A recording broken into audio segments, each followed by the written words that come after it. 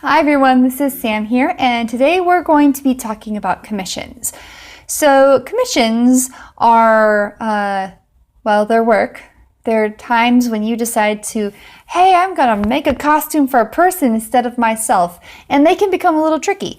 To the left, right of me, one of those directions, this is a commission I completed recently, and it was a lot of fun to create. But it was definitely a little tricky, and it definitely had its ups and downs. So I will go ahead and talk to you today about the things that you need to know if you're going to accept a commission.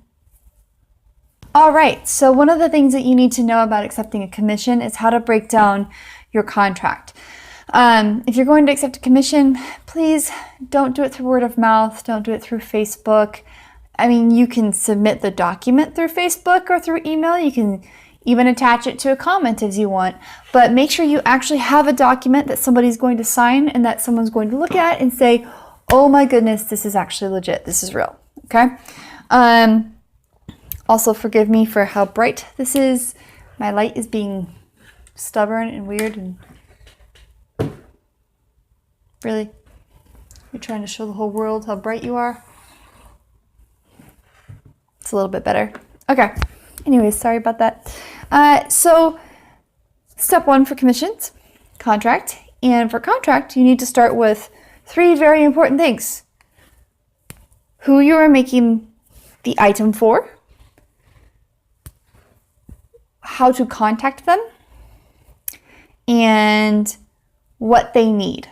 So for this particular costume, the client that I have needed a shirt, a pair of pants, a belt, a jacket, and a pair of boot covers. That meant that I was making, shirt, jacket, pants, belt, boot covers, 5 items. But those 5 items are actually not very simple. So the belt ends up being several parts. So there's Velcro here, and then there's another layer of Velcro, and that's because there's 2 parts to the belt. So it gets a little interesting here. Let me put this back together.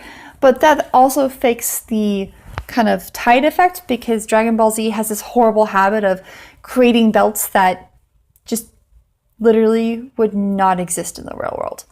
But I'm getting off topic. The who is so that you know who you're communicating with. And for who, you should at least get their email and their home address because you'll need to be able to ship to them if they live outside your state. The what you need from them would be their measurements. You'll need when their deadline is, if it's a deadline you can accommodate, stuff like that. And what they require is what I described before, just the items. They'll give you an items list. And after you've collected all that information, you can create a contract. Now, if you have Microsoft Office Word, there is this great little template they have called an SOW, which is a statement of work. And a statement of work is essentially a contract template that you can alter and adjust for your own uses and purpose. I would like to say that for commissions, because you're walking that really tight line of copyright, make sure you do not charge for design at all. The design cannot be charged for. You can, however, charge for labor, and you can charge for time spent on creating patterns because this entire outfit had custom patterns. I could not, for the life of me, find patterns that worked, so I made them myself. And actually ended up working a lot better that way too. But again, I keep getting off topic and I'm sorry. Contract. You need to have one part of the contract about how to communicate with your client. Another part of the contract needs to say what they're asking for from you. Another part of the contract should be what you're delivering to them, so your deliverables. The next part of the contract would be your payment schedule, so the initial materials fee, then labor's fee, then finally delivery fee. And then the last part of the contract should be signatures and what you're agreeing to, okay? So very simple. Follow that statement of work. You can find contracts online as well, but first and foremost, please, please, please, please create a contract. After you have created your contract, what do you do next? Well, what you're going to do next is actually determine if you can Well, actually, you're not going to determine if you can make it. You should know that you can make it. Next, what you're going to do is break down the hours that you're going to work on it. At this point, you should have a general idea. If you've submitted a contract, you should know that, hey, it's going to take me 40 hours, and I charge $10 an hour or charge $15 an hour. Please charge by the hour for your labor, or a fee that you feel comfortable with in a lump sum. But make sure that you are charging for labor, because you are spending time sewing and ripping seams and pinning and clipping and getting everything looking right, hemming stuff. It takes a lot of time to put these things together. So make sure you're charging for that. But once you've started that, you need to, create. So you'll need to gather fabric. Fabric choices are incredibly important for costumes. What I like to do is go online and look up other people that have created costumes to see what materials or fabric they've used. Unfortunately, when I went online, I'm literally the only other person that's made a God King Zamasu. This is the second time I've made it. So I just went off the original materials that I personally felt comfortable with. So I used a bridal satin. I used a very plain fabric bias tape that is actually, I call it plain because it's more of a cotton base, but it's very high quality, and it's been created very well. Let's just put it that way. I used a very high quality four-way stretch spandex for the pants and for the shirt, so it has flex. And then I used a stretchy knit fabric for the belt. And that's so that it will have good draping, but that it will also stretch over time, because people, you gotta be honest, your waistline adjusts. It either shrinks or grows, so you need to have a little bit of flexibility there. Which is why I usually typically choose fabrics to have some kind of give to them. The bridal satin does not have any give at all, and it's got a nice gold lining on the inside that is also bridal satin. So for garments like this, I actually make them a little bit larger. The jacket is supposed to be a little bit larger. The character wears it and he has a belt cinched around it, and you can see where it kind of flows and puffs out. So that's actually good for this character. But if you have a character that's form-fitting, you need to be upfront and forward with your client and let them know that, if their measurements change at all, they need to inform you, because with fabrics that don't flex, there is no forgiveness. So fabrics are really important. So I guess, step one is contract. Step two is making sure you choose the right fabrics or materials if you're not sewing something.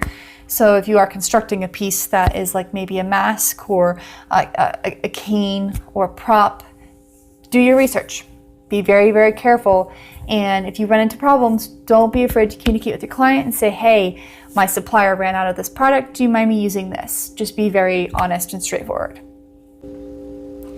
Okay, so after you've got the contract down and you have your materials, you're on to creating. Make sure you take lots and lots and lots of progress photos. I'll have a couple posted here.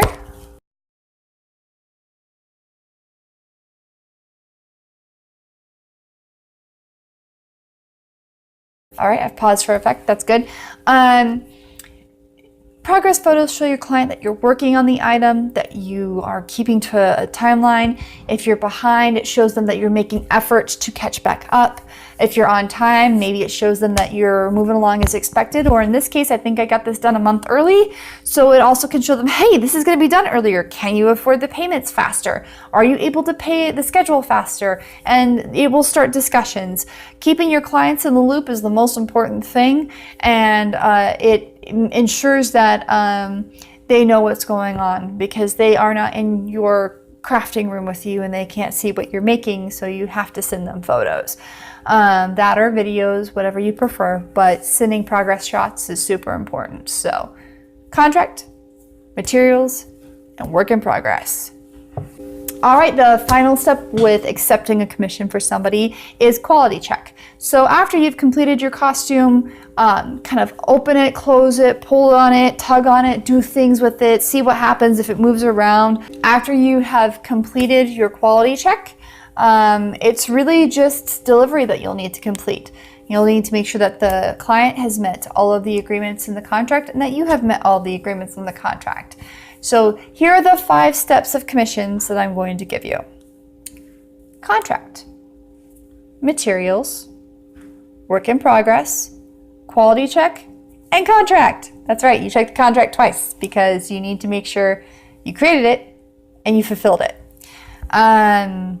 really, I think that's all there is to it. Obviously, there's things like you have to learn how to break down your payments, and you have to learn how much your suppliers cost and how much materials cost, and if demand goes up, okay, great, what do you have to do for that? But be willing to do a little bit of research and everything will go well. So good luck in creating and have fun, everyone.